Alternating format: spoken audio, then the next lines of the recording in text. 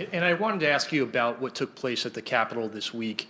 You served in the Senate for 36 years, and importantly, you were there in 1983 when there was an explosion in a Senate corridor. You were there in 1998 when two Capitol police officers were shot. You were there during the anthrax attacks in 2001.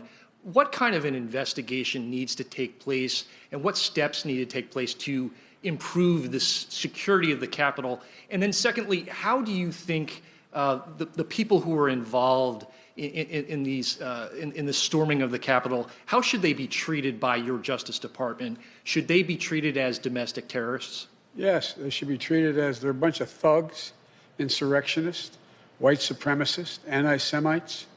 6N is not enough. I mean, come on. You know, these shirts they're wearing, these are a bunch of thugs. And they're terrorists, domestic terrorists. And that'll be a judgment for the Justice Department to make as to what the charges should be. But the fact is, they should be prosecuted. They should be prosecuted. The difference here is, this had the active encouragement of a sitting president of the United States.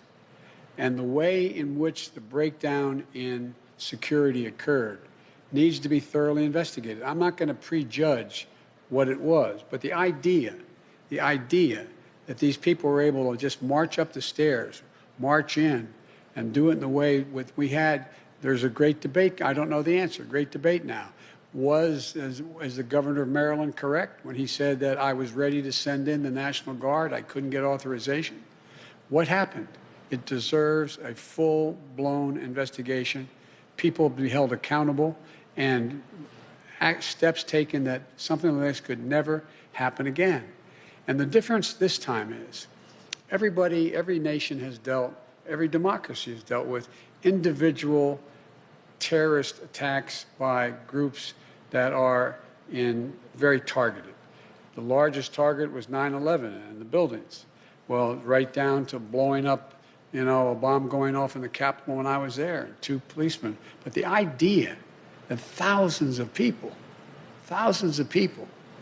could be marching up the steps of the United States Capitol, breaking windows, breaking doors, forcing their way in, stepping aside. And the photographs of, well, I don't know what the circumstances, the photograph of it looked like you had some of the Capitol Police taking selfies with these people. That has to be thoroughly investigated. The authorities responsible have to be held accountable for the failures that occurred, and we have to make sure that this can never, ever happen again.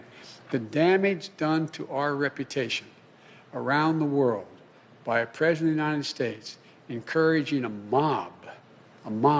This reminded me more of states I've visited over the 100 countries I've gone to, in third tin horn dictatorships. It just cannot be sustained, has to be immediately investigated in depth, and people have to be held accountable.